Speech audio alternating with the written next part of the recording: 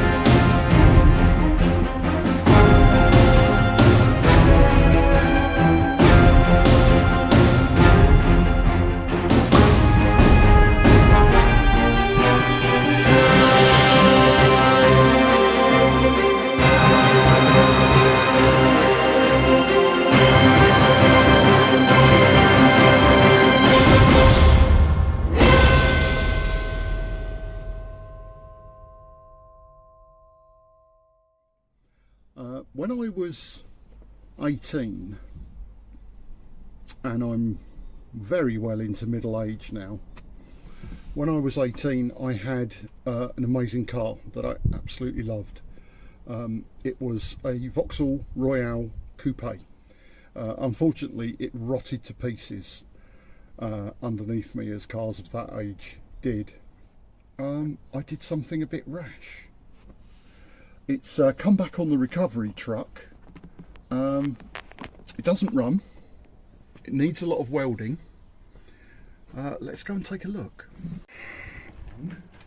Is the typical place where Vauxhall Royales, Vauxhall Senators, Opel Monzas, where they all go. They go round there. The rust eats away at the turrets. It has got some special ventilation there, which I think is designed, that was designed by Vauxhall, not only to lighten the fabric of the car and make it accelerate faster, but to keep the brake discs cool, which is good. So with the plugs in and with a fuel supply to the carburettor, I'll hook a battery up to it and we'll see if it gives any indication of life.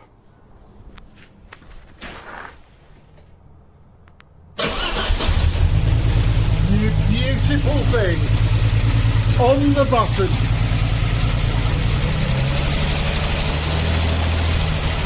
Right, let's try and get that idle speed down a bit. It's a bit manky here.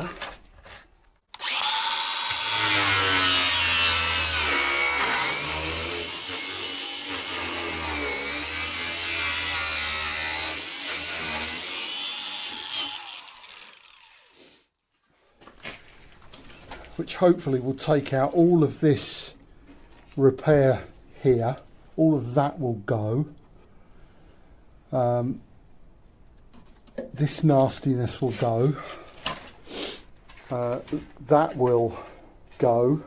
This will be reinforced. This here will be reinforced. What I've found is quite incredible. I mean, here, I've had croissants with less layers than that.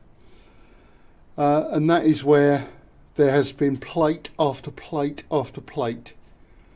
Just put one on top of the other as the rust has come through. And they've done nothing about stopping the rust from coming through from behind. Which was this whole box section here being full. That is spot on.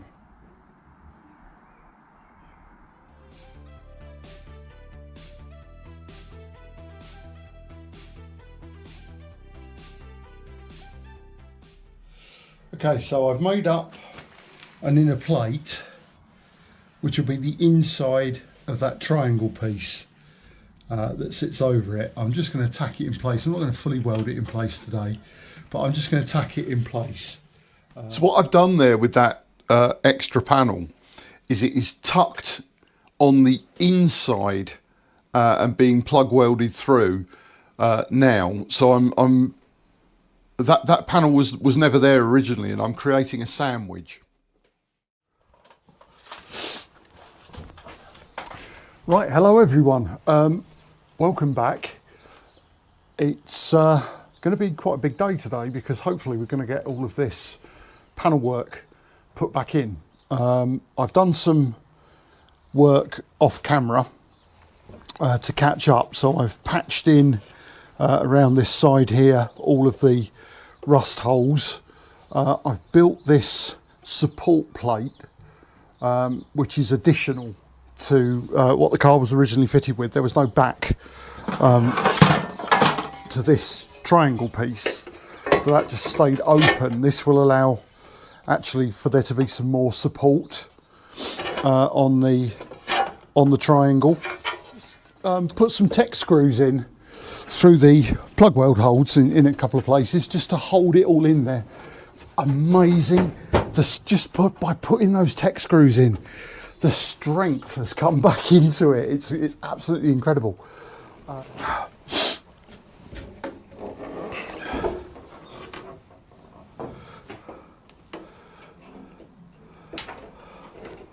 And that makes that panel gap right.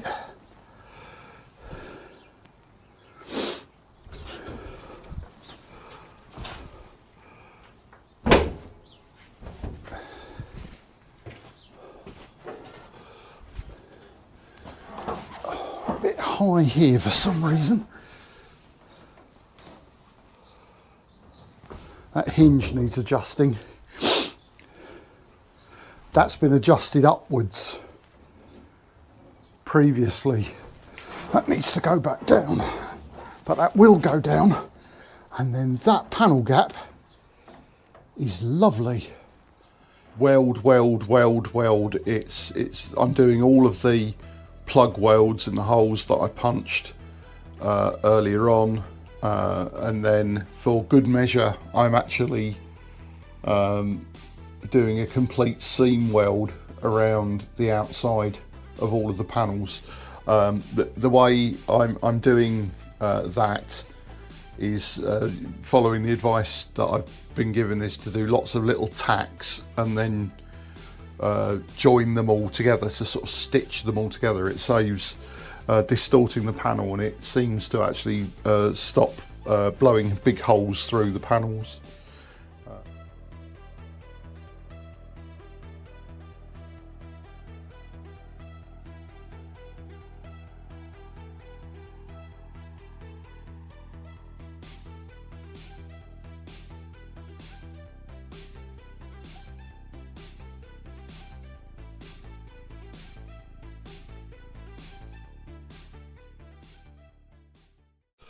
Back on phone cam now because the SD card has filled up on the GoPro. It's very strange. It's like something has just clicked in my brain, and I'm actually starting to lay a half decent weld. If we take a look underneath, I've done them all under there as well.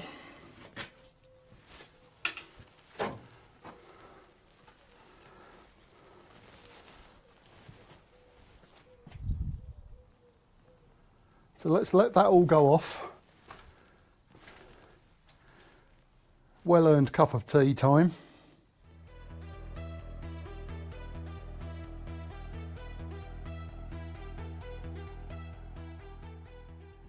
Will you professional painters stop throwing things at your televisions? I know.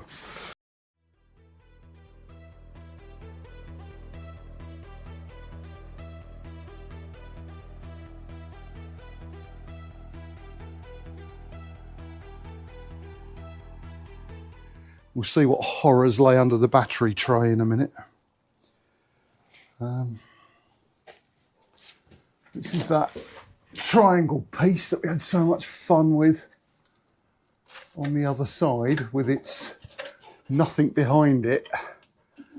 That's gone there. So all that needs to come out. So that's all going to need pulling back to see what state that's in. And all that will need repairing first. And we've, as you can see there, we've got big holes right through,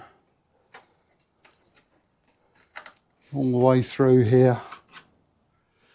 Okay, sit rep. So the battery tray, I've managed to get it off by drilling the spot welds. The battery tray itself is not that bad and is probably repairable. Where it is really bad, and the reason I had to get it off was, of course, where the two panels lapped, it's rotted out underneath.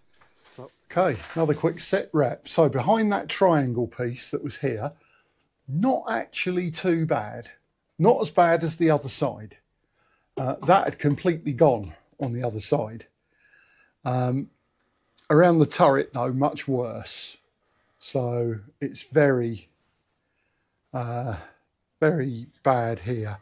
And just like the other side, we've got the original skin, a patch that was put over it, and a patch that was put over the patch.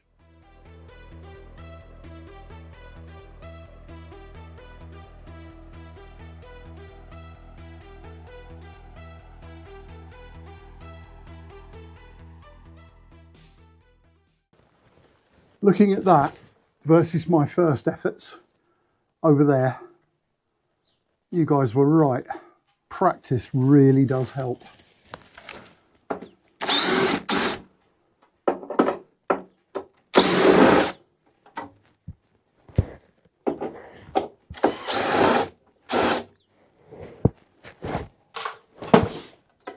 Right, I had that on there for line-up purposes, but taking it off again so I can do the internal welds.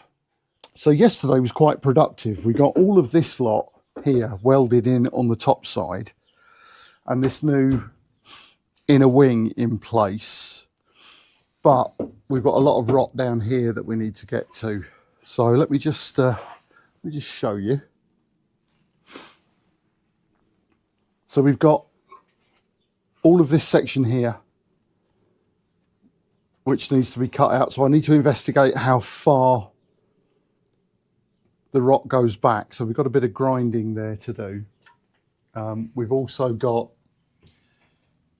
here, we've got some panels that need to be made up for this. And this here, I want to extend it out like I did on the other side to build a back to that triangle. So all of that repair work needs to be done. Okay, so I've cut out some more rot. All of that lot there under the battery tray, that all needs doing. That's back to good metal everywhere, so we're good there. And here we've got some areas that had gone. Okay, so a little bit of grinding and welding back. We've got everything all zipped in now. Patches are in there. Everything's welded on the rear. Doesn't look amazing, but as you can see, we've got really nice penetration with it. So, you know, it's all nice and strong. It's coming right through on both sides. So that's double skinned with decent penetration on each side. So I'm happy with that. Okay, so that's that reinforcing piece put on. It's all plug welded into that box section that I've built on the back. There is seam sealer inside there. There's weld through primer inside there, which is why these welds look a bit rubbish, because it really seems that painting weld over weld through primer makes it very spattery.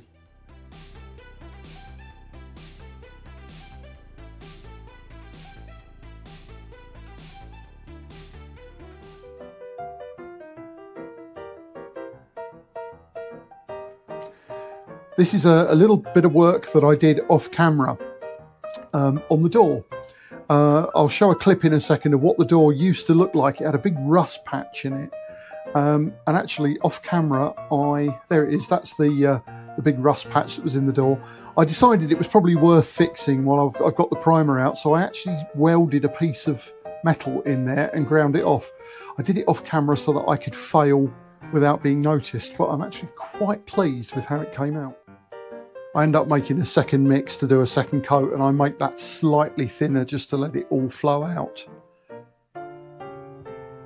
As you can see, it really goes on incredibly well. It's just sticking to absolutely everything amongst this jumble of wiring. And this is, by the looks of it, a relatively new coil. Now, there's two different types of ignition system with coil-based ignition systems, and neither of them have connector blocks in them. So we'll be fixing that in a second. Now, what happens with a coil? If we take the king lead there. Right, so we've got a little bit of a gap there for the spark to jump across. Now, if I make the circuit on the coil and then break it, we get a spark.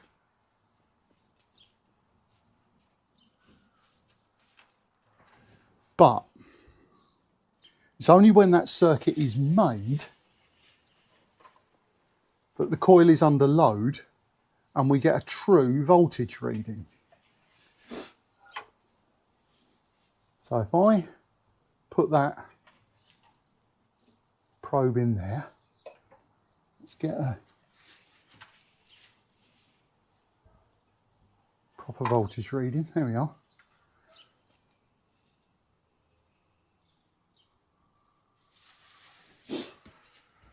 So I'm simulating the contact breakers opening now. I put the coil under load and you see it goes down to 7.6 volts. 7.7 volts.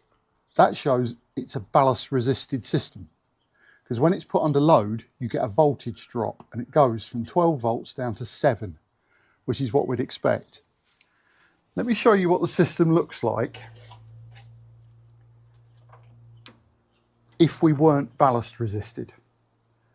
So let's just plug the coil, hot wire the coil, straight in at 12 volts. So now, when I short it out, you see it doesn't go down. It doesn't drop to 7 volts anymore, because I'm putting a non-ballast resisted supply up its jacksie, and it doesn't go down. So that's what it would look like if it was a non-ballast resisted supply. Net result, I've proved there that coil supplies, when they've got a ballast resistor on them and you put them under load, they drop to about 6 or 7 volts. That shows it's a ballast resisted system. Great, we know that. Just measuring the voltage, not good enough. You need to be able to check it under load.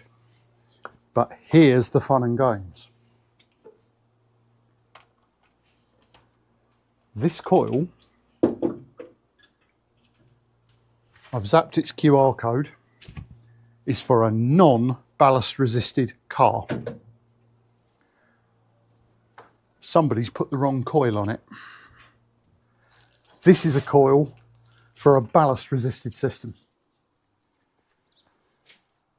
So let's fit this and see how that changes the way Roy behaves to the contact breakers.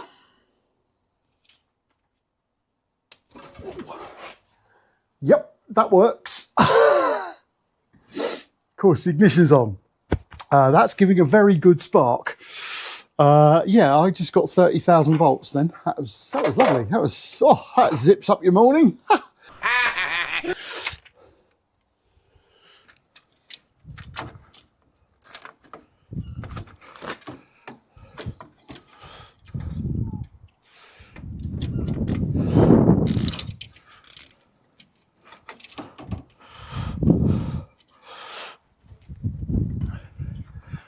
Yep, that's legal. Let's do it. Right, welcome to a car with no air conditioning. Let's go get it some fuel. That gallon has brought it up onto empty. So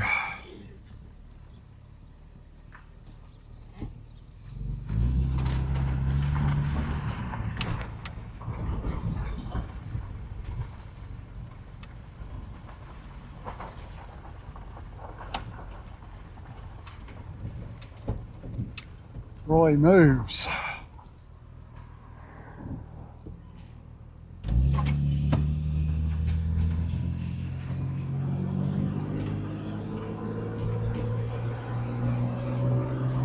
Come on, Roy, change gear. Yep, we got second gear.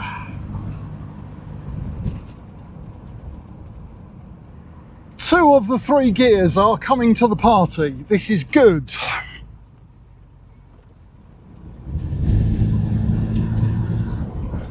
A lot of blue smoke.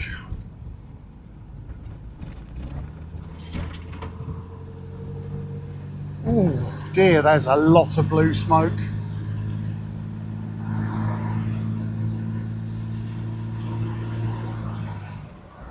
Yeah, there's too much blue smoke.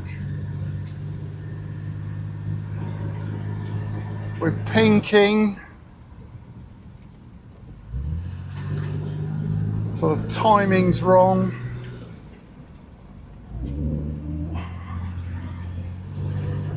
Oh yeah, there's blue smoke like anything on this thing. A lot of white smoke too. Wow. What we can do is do a compression test on each one, write the numbers down, and then we can go away and think about it and see what the possibilities are. And then we give it about 5 seconds on the starter. Now it will sound like it's got no compression at all because I've taken all the plugs out, but that also helps the engine spin nicely.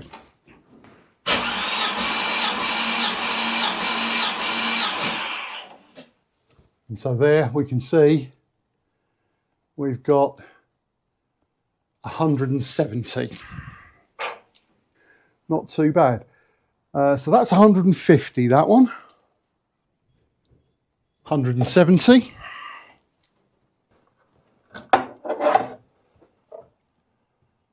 170.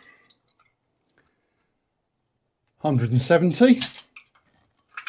170. 180. So 2 is low. So we can only do 2 at a time here.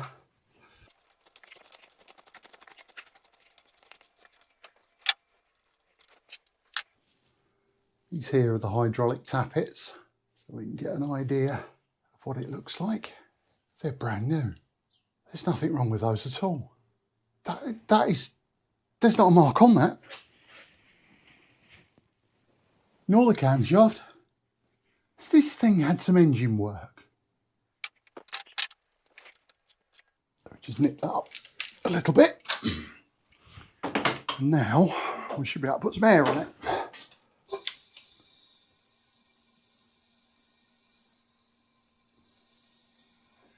Apparently a good way of dislodging these valve collets is just to put a socket over the top and give them a little whack.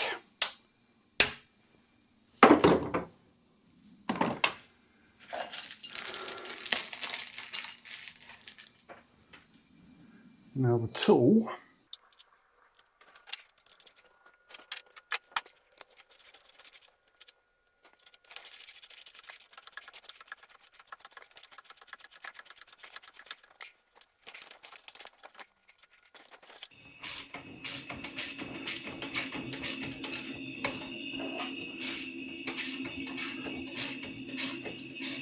it's opening that valve. Aha! That's the way you do it. That's the way you do it. Isn't that clever?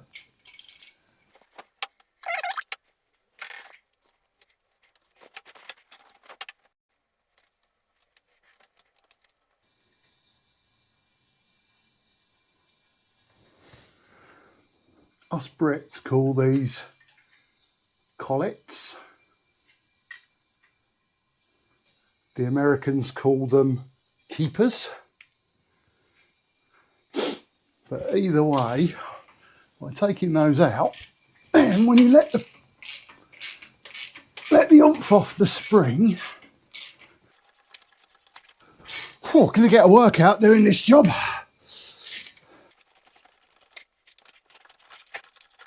This is one where I might actually use the Dugger gun to put these on and off.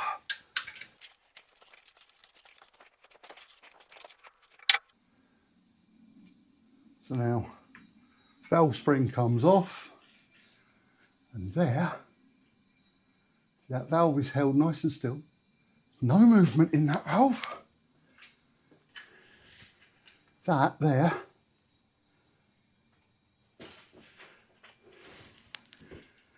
is the oil seal. There we go. Well, they don't look that worn.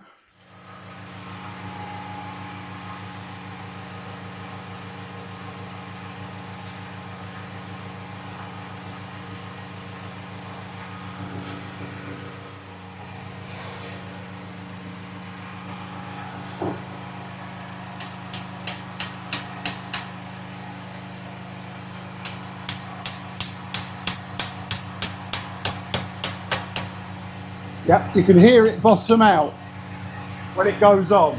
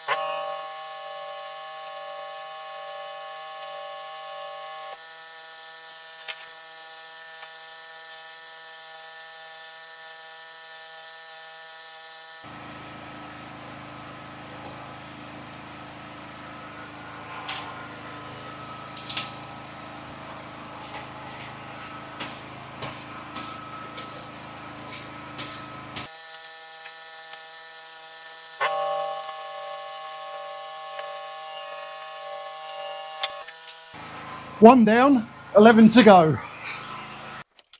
Today's job is to definitively decide, has this head gasket blown? As a recap, to anyone who's come to this new, I've had some indications that there's a problem with cylinder 2. When I did the first set of compression tests on it, I got nice healthy compressions up in the sort of 170, 180 psi range on 5 of the cylinders, but cylinder number 2 was 20 psi lower than all of the others.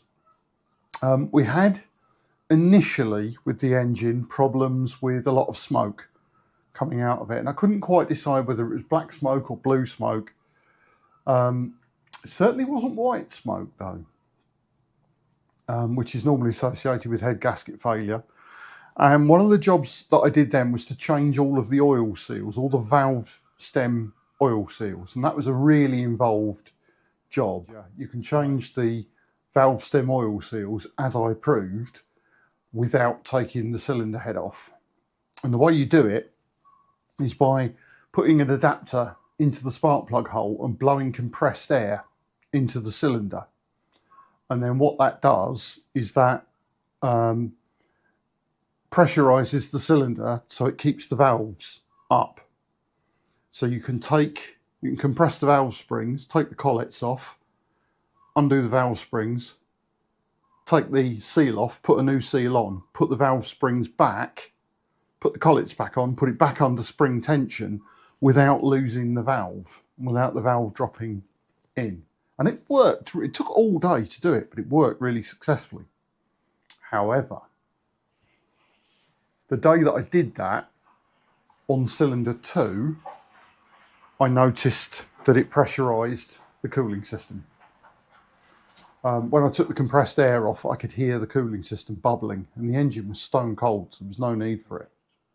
So I was online last night. I thought I'd just have a look at the idea of an inspection camera, because I've got an inspection camera for my electrical work, but it's quite big and chunky. It's called a ferret cam. So I thought I'd look for a bore scope, you know, the ones with little tiny cameras. And Toolstation were selling that. It's made by Draper, so it's not complete rubbish. It's rechargeable.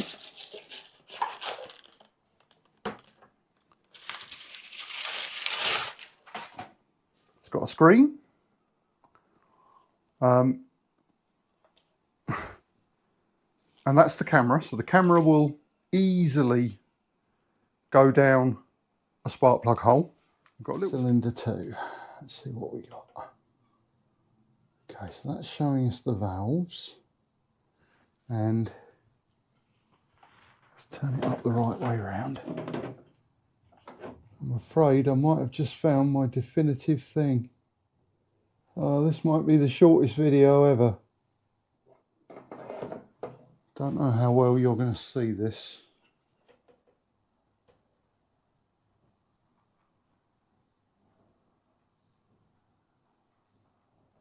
I can see it there on your camera. Right there. There's a crack in the cylinder head. Yeah, number 2's in a terrible state. That's the cylinder walls of number 2. That does not look good. Really see that crack now. Yeah, look at that rust pitting. That's the cylinder wall of number 2.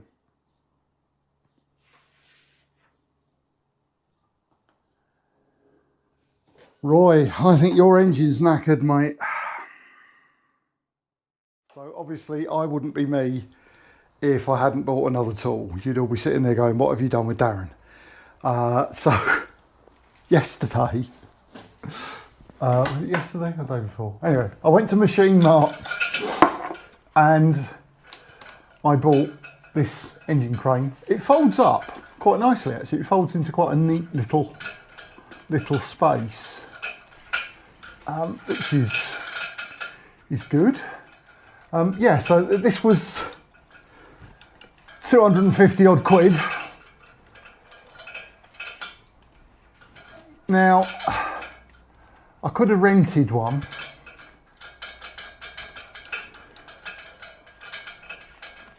but that would have been probably 50 to 100 quid at a time. And I'm going to need to be able to move this thing around.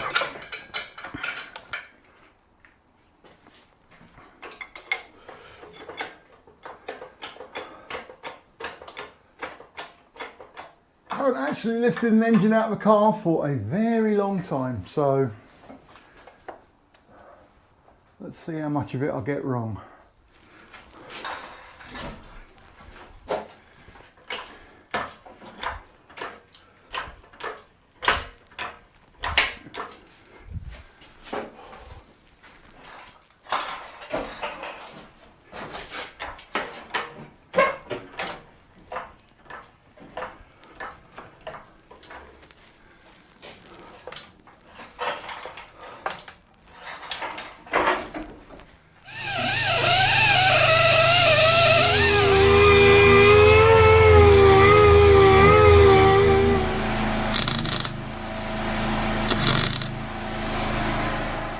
Okay, so we've welded in some repair panels over that seam that was a bit weak on both sides. I'm just going to finish tidying up in here and rubbing down, and then probably just try and put a little bit of filler in a couple of places just to pretty up the joins a bit.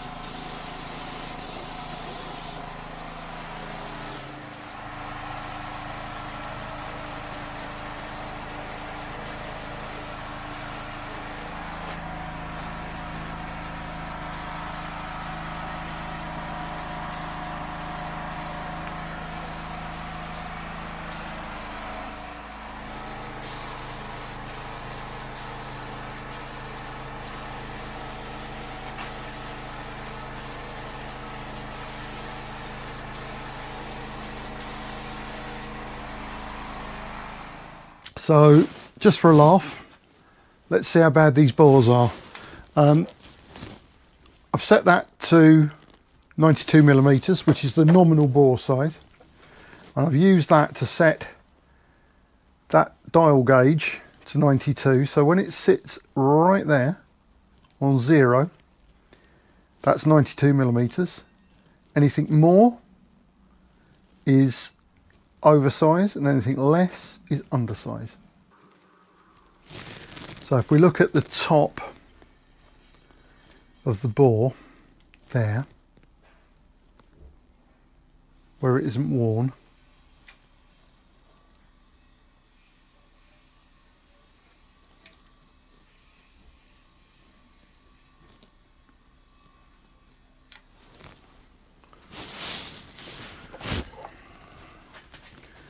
check this.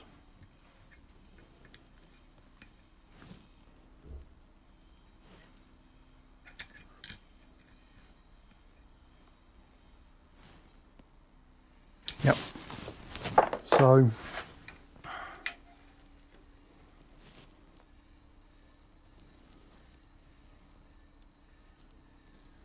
yeah, so down there we're worn by 0.04 of a millimeter,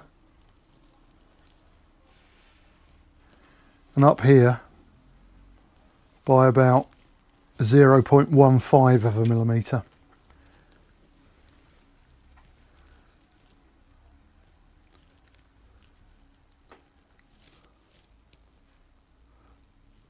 At the top, side to side, by about 0.12. That one's really bad.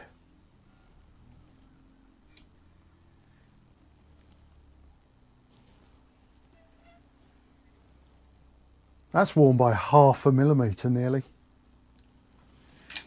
that bore. And so is that one. Okay, so the new engine's here. It's taken me a couple of hours to get it off the pallet and get it on the engine stand. You didn't get to see me unpalleting it because this isn't an unboxing channel, mainly because these are notorious for leaking. Oh.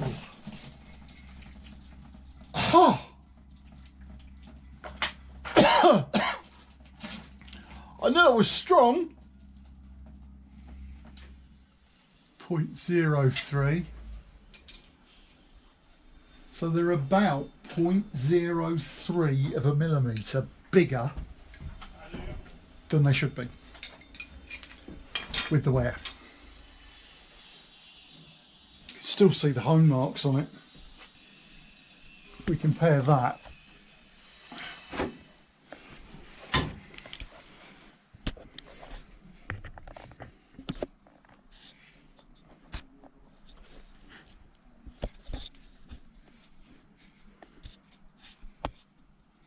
in the edit I'll put some shots of what I saw in the other one, but it's significantly better. So 0.03 in number 1, 0.03 in number 2, 0.03 in number 3, 0.015 in number 4, 0.02 in number 5, 0.03 in number 6. Okay, let's put some masking on that and spray it with some primer.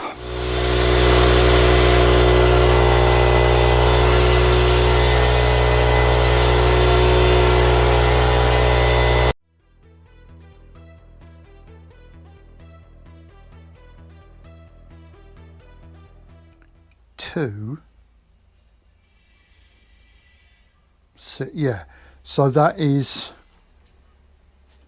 1 thou under minimum.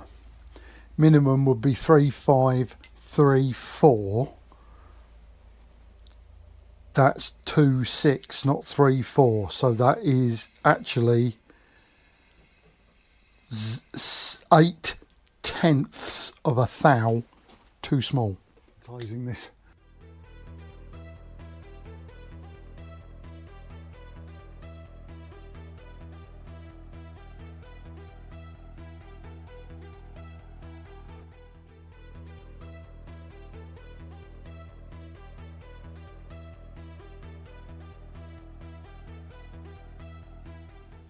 Okay, so while we're waiting for all that primer to go off, we can start putting some things together for the top end. So camshaft looks in very good condition.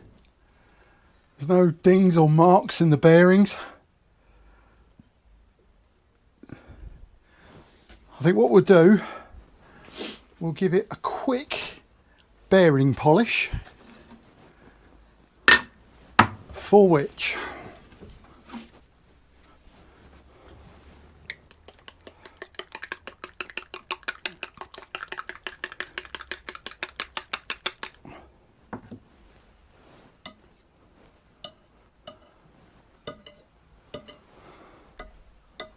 mother's polish.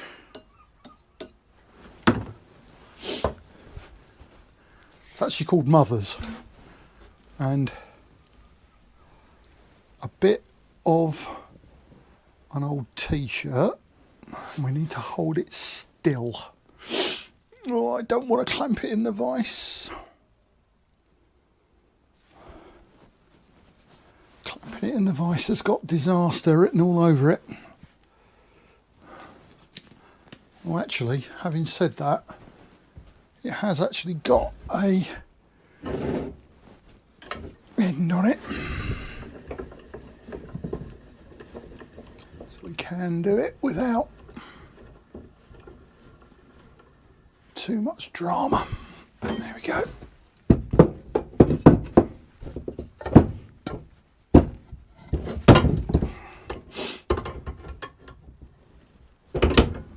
Right, that should hold it still.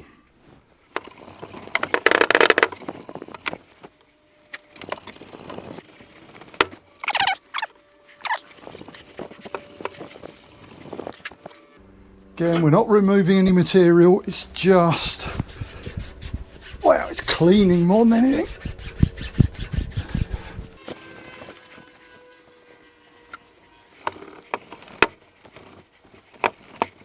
I think for the sake of completeness,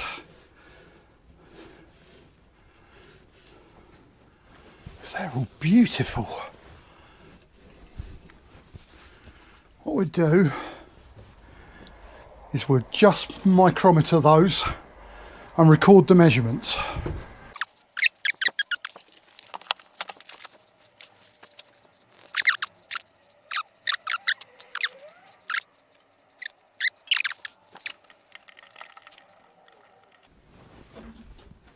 So we know it's an inch, and then we've got 9/10 plus another 25 thou.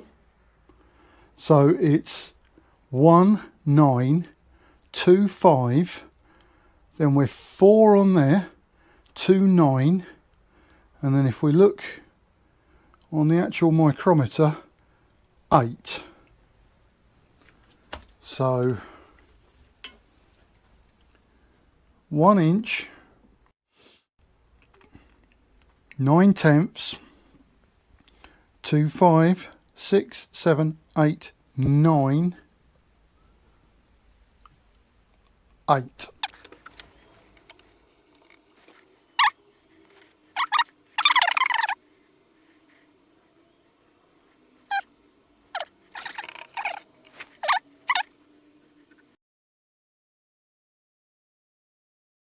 Eight tenths too big. No, 3/10 too big. 4/10 too big. 8/10 too big. No, 12/10 too big. Okay, there's no wear on that camshaft. I'm not precision enough to do a 1/10 of a thousandth of an inch, but that camshaft ain't one. That is a beautiful camshaft. We like. Right, let's see if we can put together some rockers and tappets.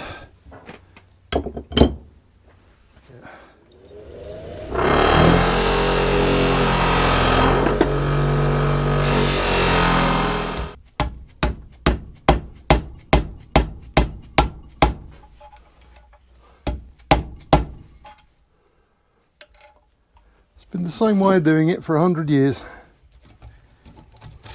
Right, that's all the inlet valves.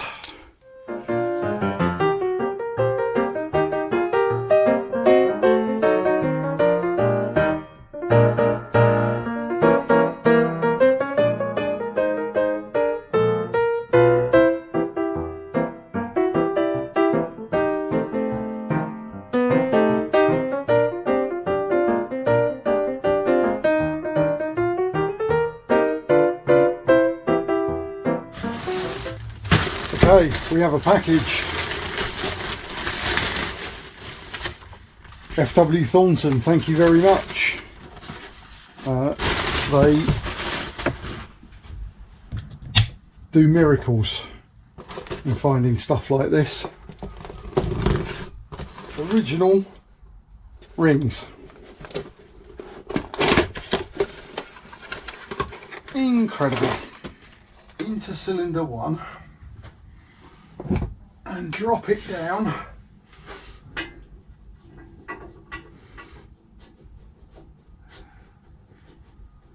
So we'll drop it down to level with the top of that shaft. We'll do them all like that.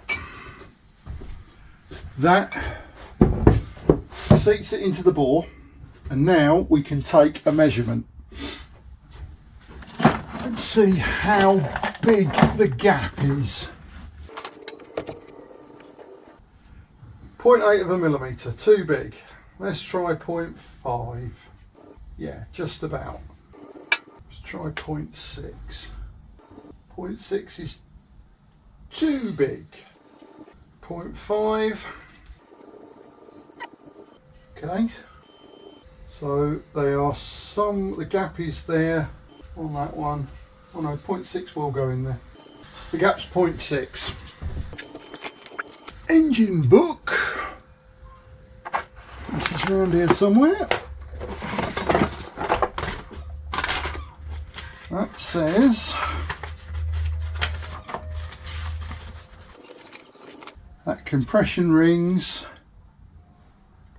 need to be anything from 0.35 to 0.55. I reckon I can just get a 0.6 in there. And this is the cylinder that's the most worn. Put it down to halfway on the gudgeon pin. Yeah, I'll just get a 0.6 in there. Let's try another one.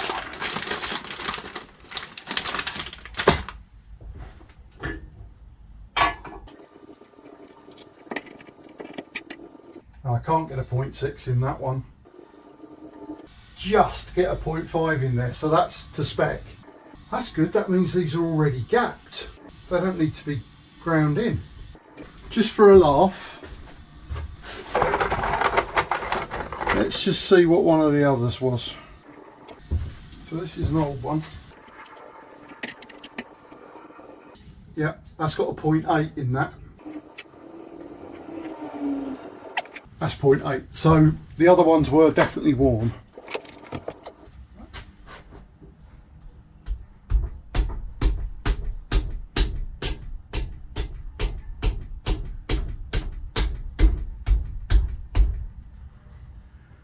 So there was nothing wrong with the journals, but they were just a bit on the oh, not sad side. That makes it sound like worse than it was. Actually, it's just, you know, they had some wear on them. Well, not wear. No, they had some sort of tarnish on them. So they've had a good coat of mother's polish, and they've had a good go like this with a bit of an old t-shirt, and that was a couple of days ago. And so, you know, now we're just giving them a final buff up. We're just buffing up the last of the journals just to make sure everything is nice. I'll do the big ends actually when it's in the car or in the engine block, because they'll be easier to get to.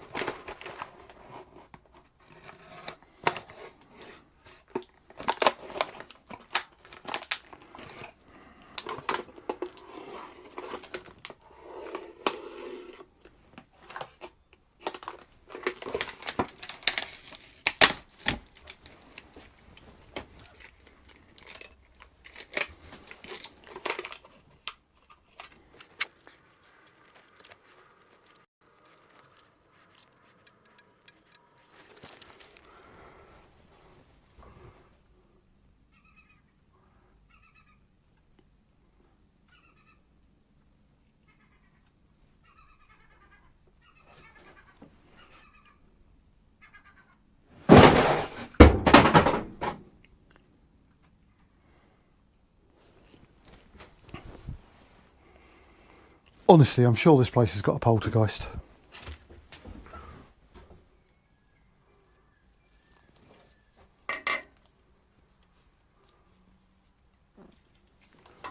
I'll give it a good coat of that assembly lube.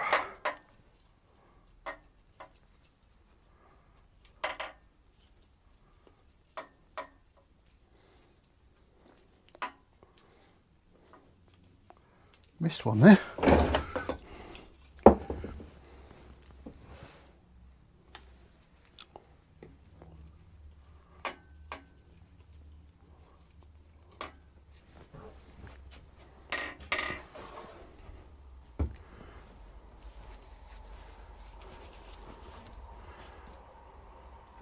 Okay, so I've just made sure that all of the oil ways are clean. And now just gently lay that in there.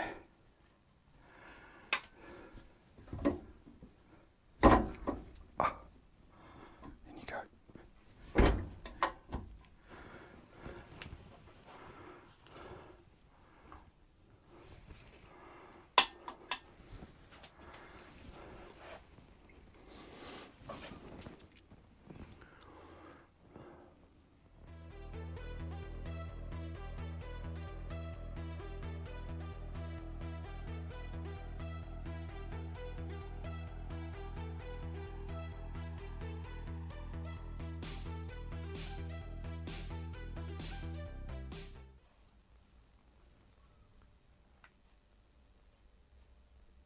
There we go.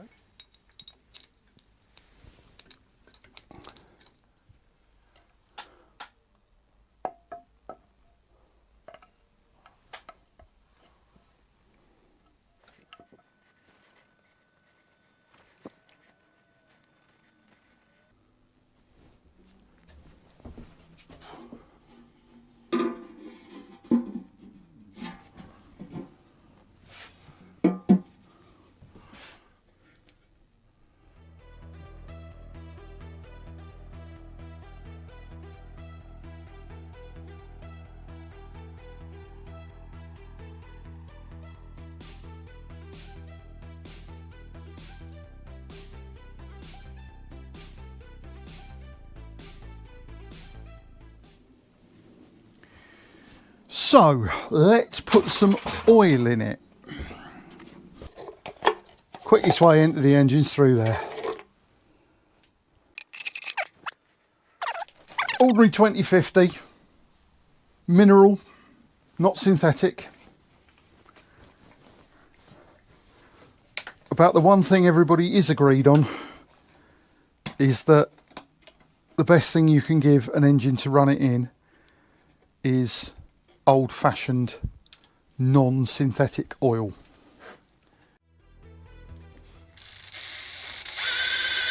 There we go. Right, that's better.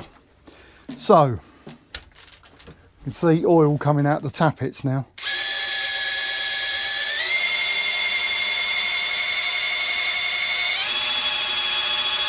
Our oil pressure's good. Our oil pressure light's gone out.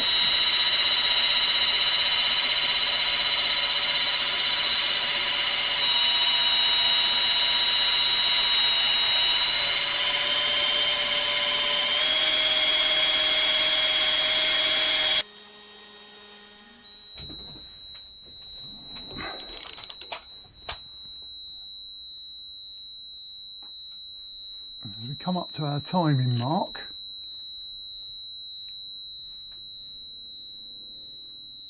it should go off now.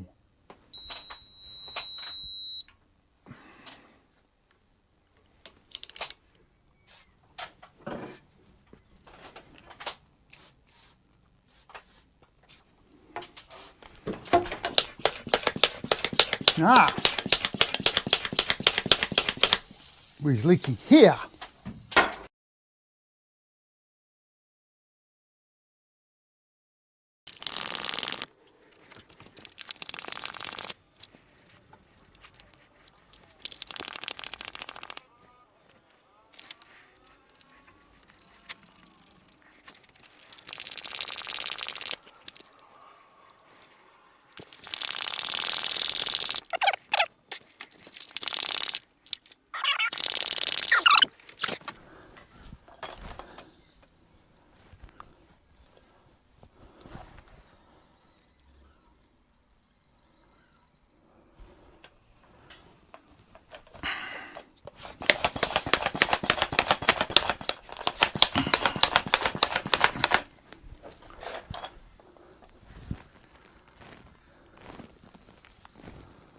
Leaking there.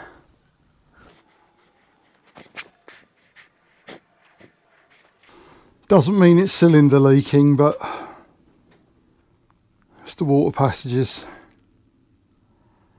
leaking to the outside world. It's leaking all the way down there.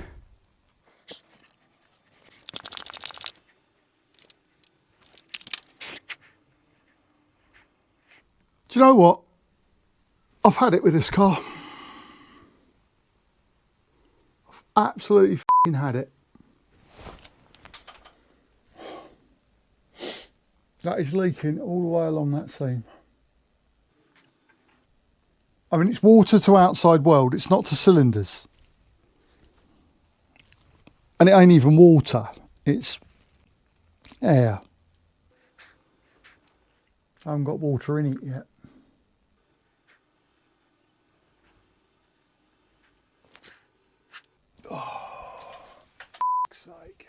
Right, morning everyone. If you watched the last episode, you'll know things weren't going to plan. I got as far as putting the cylinder head on the engine, torquing it down. I went to pressure test it. So I put some air pressure into the cooling system and it was leaking all the way down this side. Quite a serious leak as well. At that point, after putting so much effort into it to try and do a good job, and to be let down by that, I had a bit of a meltdown and I kind of lost it a bit with the engine. Had a good chat with Derek and the guys that understand these cars that evening, and kind of got my mojo back a little bit. And then I did some work off camera, because frankly at that stage I couldn't focus my mind on both trying to recover from where I got to and filming.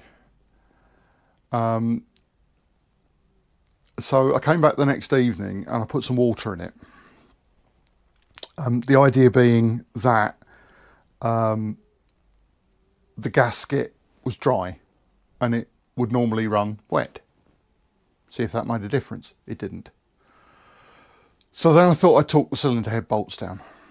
So I loosened all the bolts and I re-torqued them.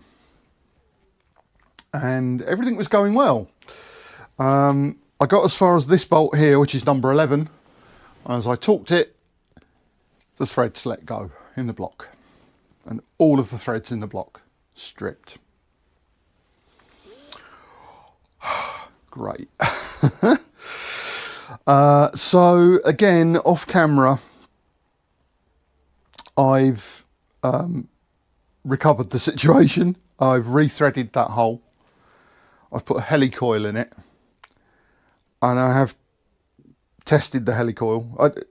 And I didn't put a cheap one in either. I got a decent brand, a V-coil, and I've tested it, and it does torque up. And then I sent the cylinder head over to Thanet Engine Centre, and they skimmed it. They have skimmed it across the top. Apparently it had a ripple in it, and they took 8 thousandths of an inch off of it to get it flat. Of course, I did knacker the gasket doing it.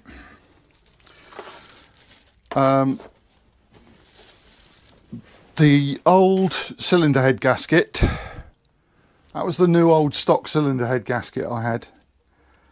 Now, this is for a 2.8. You can't get these anymore. This was the last one that FW Thornton had. There are some available in Europe, but they're ferociously expensive. And they're old stock still. This gasket I've got here is a 3 litre, not a 2.8, and it is exactly the same, apart from the bore sizes. The bore sizes, I've measured it, are 0.75 of a millimetre wider on that gasket than they are on the original. I've taken a decision, which I hope I'm not going to regret, that considering I can get a quality gasket that's new, so it's new, it's got its coating on it, it's got its sticky coating on it, it's got the sealing strips down the side, which that one never even had, so that one needed sealant. This is this is modern gasket technology versus 40-year-old gasket technology, and I think it's better to have a slightly wider bore size and a new gasket, because there's plenty of meat there for the gasket to seal on. Where we bring the sealing ring in a bit, we're not going on anything controversial. Okay, if this doesn't work, I'm going to buy a boat and I'm going to use this as the anchor.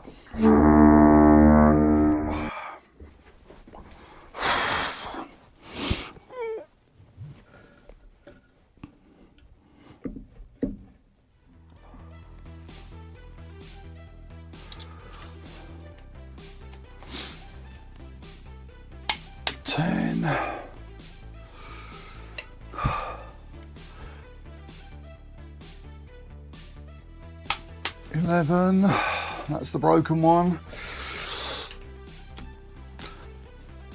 12. We're not going to have any like Roy-based temper tantrums over it, you're going to like it. Yeah, I'm talking to the car. One of us had to lose it sooner or later. Right, we'll just pop that in there then.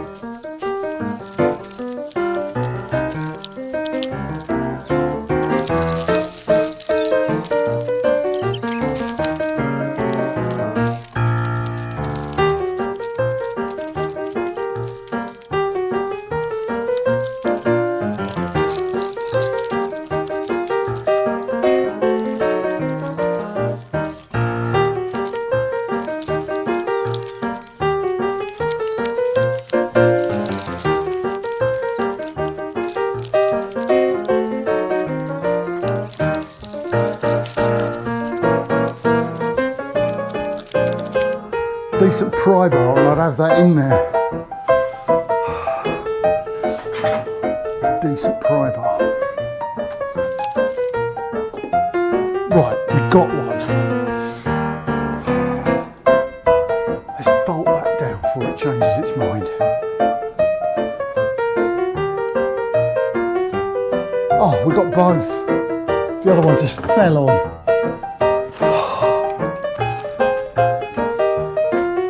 Let's get the gearbox end of things put away. And then that's the horrible bit done. Paint suffered a bit on the front there.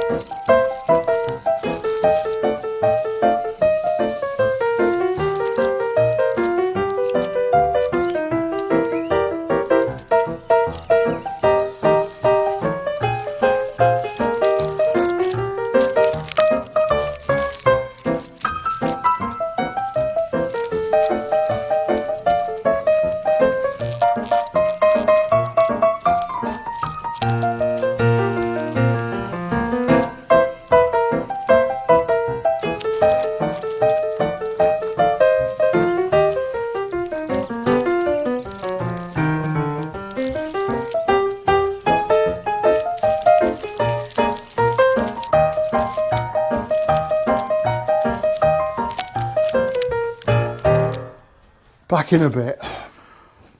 Right.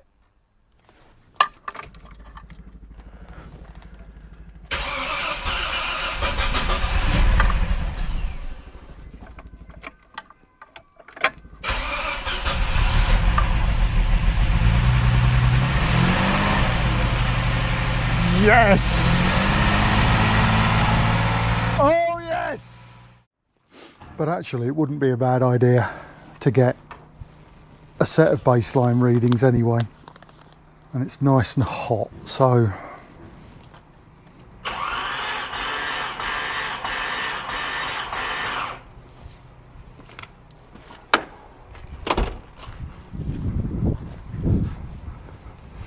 that's 6 ugger-duggers. Ah yeah, that's better. 40, that's 125. Each one of those ticks is 5. That's more like Derek told me I should be getting. The other one was way too high where it was full of carbon. That's 145.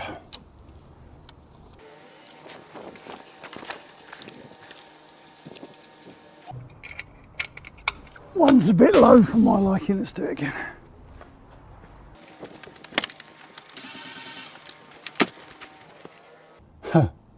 Totally different result, 150.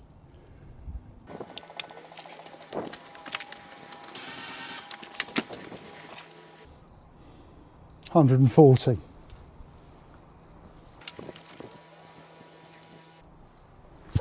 They're all fine. They're all ranging within 10 psi of each other, which is within 10%, which is fine. So I think we're there. This is, I've just tuned it with the vacuum gauge. So it's pull the mixture screws out until the until you get the highest manifold vacuum.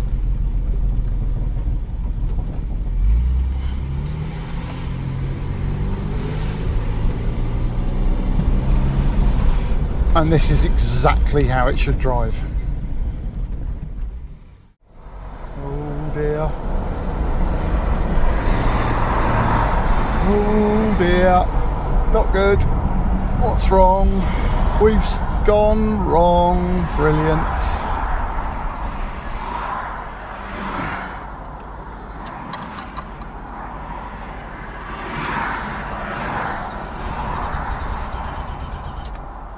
It's fuel starvation again.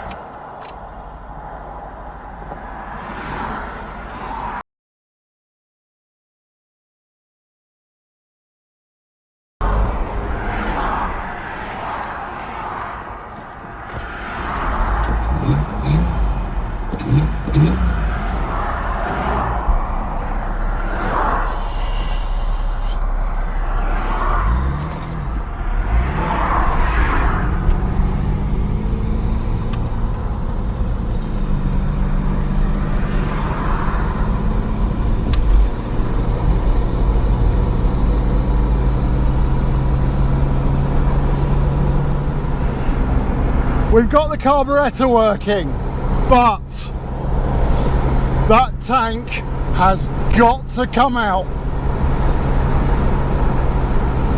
That just blocked up the fuel strainer in the tank. I had to blow it back to clear the strainer out so that the pump could suck. The pump was sucking on nothing. That tank's got to come out. That is the next job. Okay.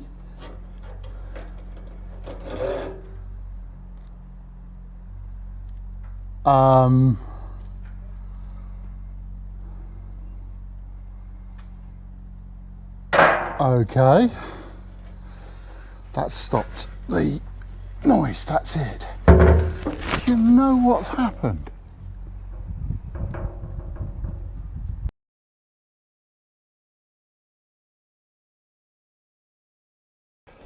See what we get out of this.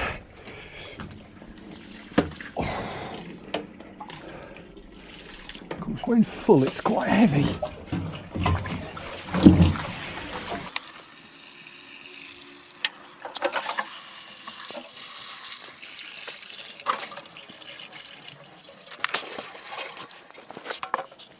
It is absolutely horrible in there.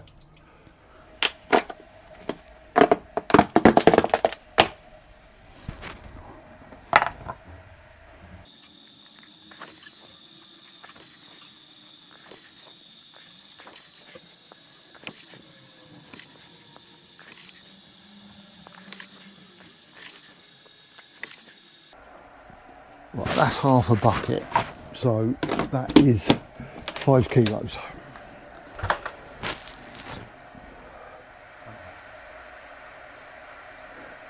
Kilo to 10 litres, you know, that should be enough for that tank. And we leave it for a couple of days. It does look really rough inside that tank, so we'll see what it comes out with. Actually, you know, absolutely every surface has got a rust coating over it. Incidentally, I sent a picture of what I found in the tank to Derek, and he instantly recognised something. The strange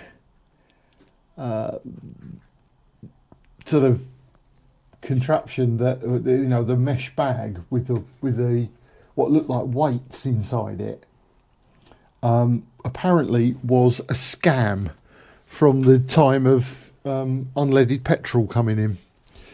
Basically, it's a bag of lead pellets, and you put it in your tank, and then it fixes the unleaded petrol. Of course, it bloody doesn't. That would have meant the lead pellets should have dissolved.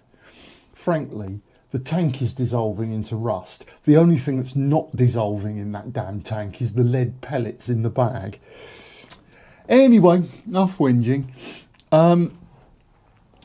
This is that thermostat housing. It's absolutely pristine, beautiful. It's been manufactured for Opel Mantas.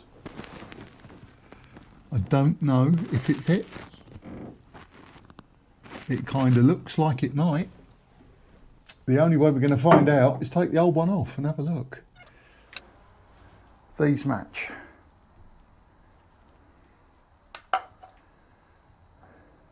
Which they look like they do. Because the guy who made this is a company in Germany, has made those, and they say that's for an Opel Manta. That's for a 4-cylinder, not for this car. They don't, and it's not because it doesn't fit, it's because they don't even know it fits. They deal with Opel Mantas, they don't deal with these 6-cylinders.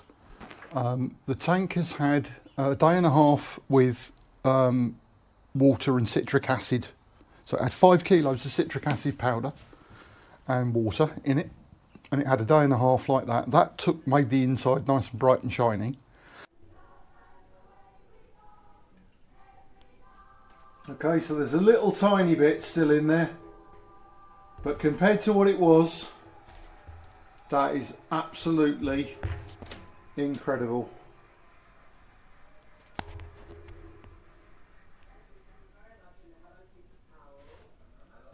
That is a real huge difference. The water actually came out green. It was incredible. And then I put washing soda in it, and I dangled some steel nuts into it, and I put one side of the tank, the body of the tank, on the negative side of my power supply, and I put the nuts on the positive side. And for a day and a half I ran a current through it, and I'll show you some pictures here of what we got. Right, this has been running for about 16 hours now, so we've got the washing soda in there acting as the electrolyte. The outside of the tank is bonded to negative, and we hung on the positive some nuts to attract the rust. Well, that is quite something, isn't it? That's not rust that's developed, that's been attracted. Underneath that sort of cylinder, that was a stack of nuts, and they were sort of fresh nuts. I'm not sure there's much more to come off, because it kind of its ampage went up, and now its ampage has gone down again, so it's like there's not a lot of activity left, but it's still sort of fizzing away there. Just put it in there, it's still fizzing.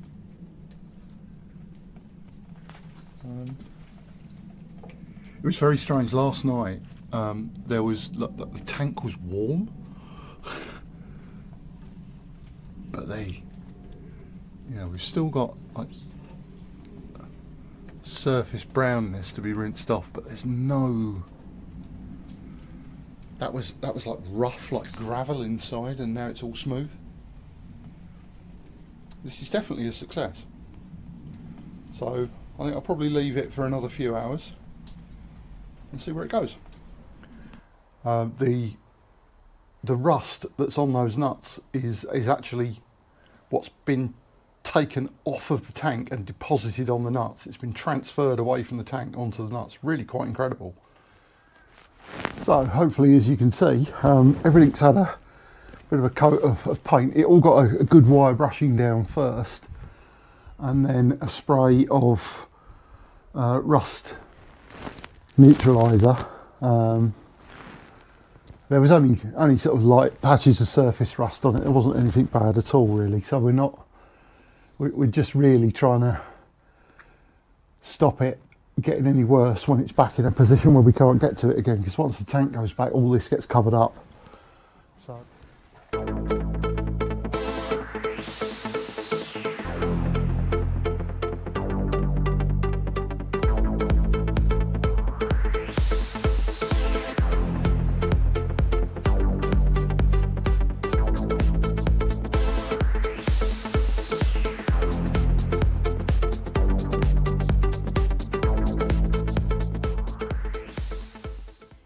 okay, so we're going to mount the pump up there.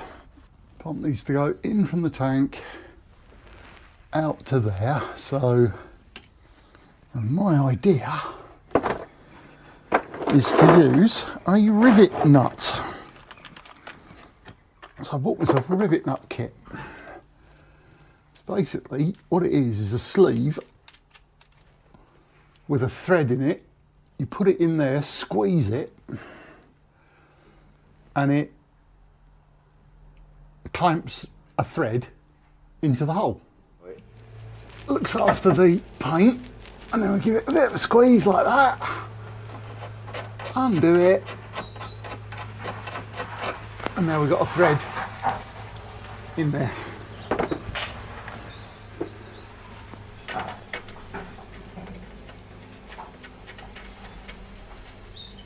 Thread takes rubber mounting bush. It's amazing you can fill the tank. Probably couldn't. Because without that in place, you can't get the air out of this end of the tank. This GoPro is so reliable. You can set your watch by it. Every time I go to do something interesting, the battery runs out. It's incredible. I don't know how it does it. Right, not really heavy, just bulky. In the meantime, we've got this continuing problem which is getting worse with the starter. And what happens is when you turn the key, you hear the starter engage, but it doesn't necessarily turn. Now that could be one of two things going on. So we're going to go and investigate what it is.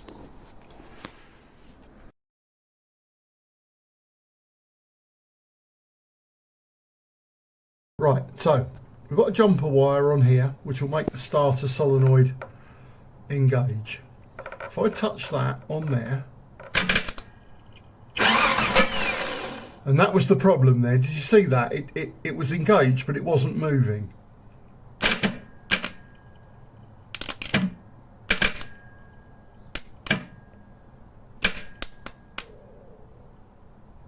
And we're engaged and we've got a very small voltage.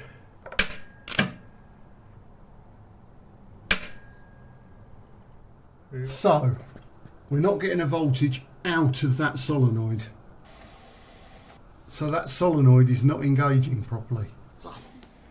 Okay, so I've taken the starter off the car. If I just activate it off the car, it seems to work. It does seem to engage and do everything it should. I'm not entirely sure about this end here. I think the bearing's broken in the end. It looks like there's half a bearing. So I'm just going to take it apart and see what, if anything, is wrong. Because I know they're available, it might be easier just to get a new one. Okay, here we have a starter motor in bits. Starting at the back, the brushes. I don't want to take the commutator out too far because it's a pain to get them back in. But the brushes look like they've got quite a lot of meat left on them, so not worried about that. Squirt of contact cleaner is all that needs. The pinion gear and everything looks fine, but where we have got a fault is what I suspected.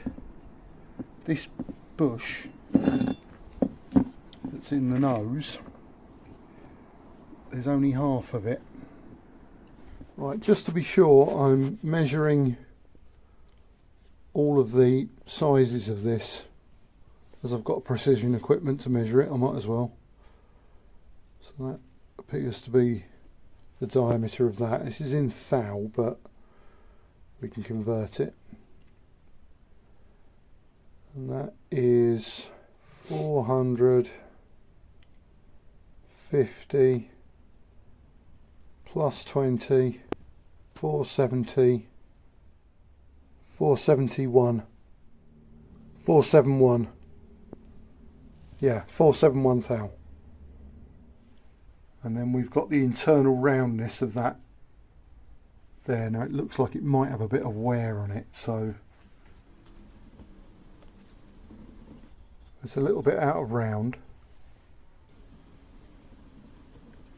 Well, that feels about right.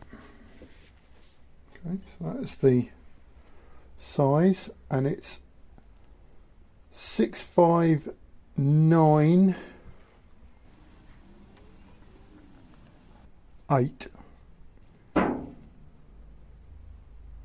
659 thou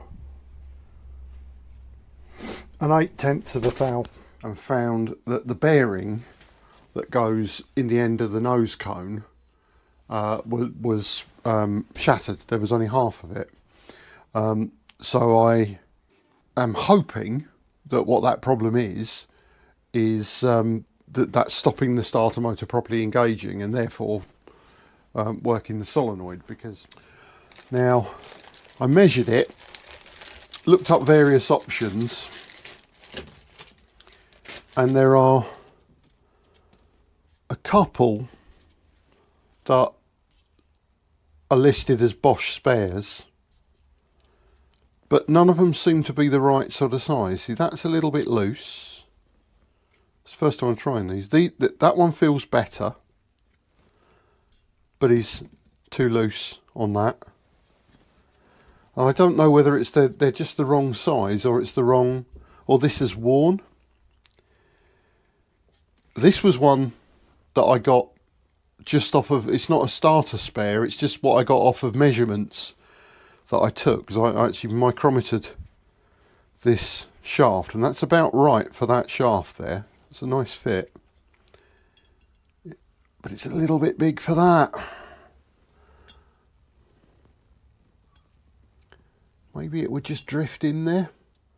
That one obviously way too small, and just generally a bit loose. This one's probably the best if it would go. Feels like it might go in there.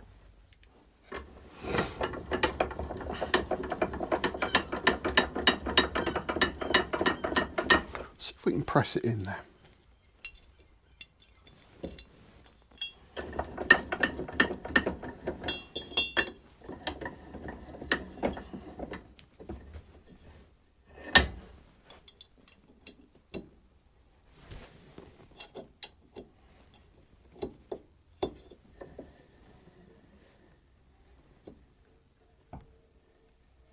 Oh, it's going.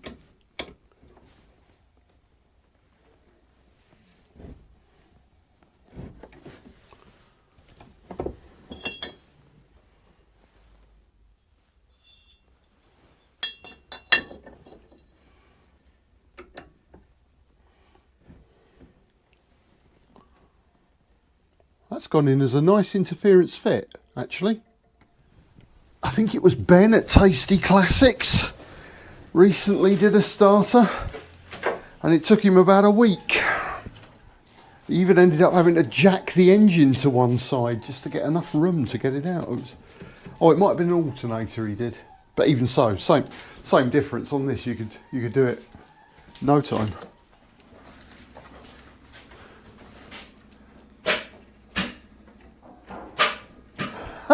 Hasn't fixed it. We've done the bush at the end, which was very successful. So we need to change the solenoid and the brush pack. Now we've got this brush pack.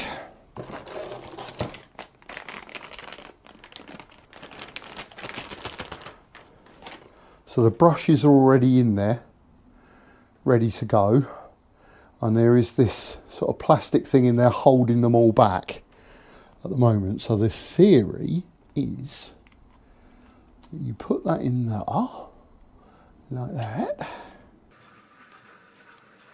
Or in fact, I think you probably put the armature in there first.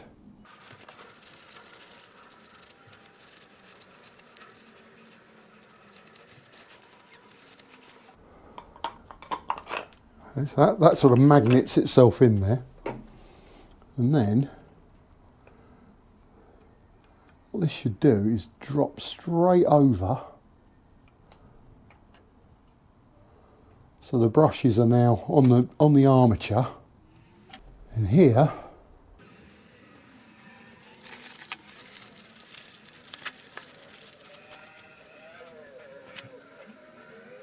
got some terminals on the back there. We need to see which one's which.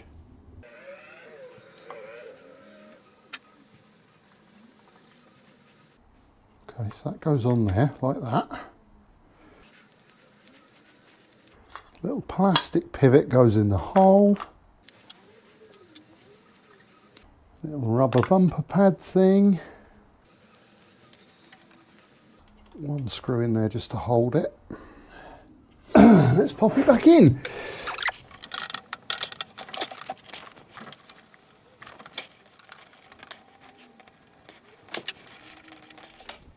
Right, so we just plug those spade connectors back in. So we should see quite quickly if it has fixed it. So let's see.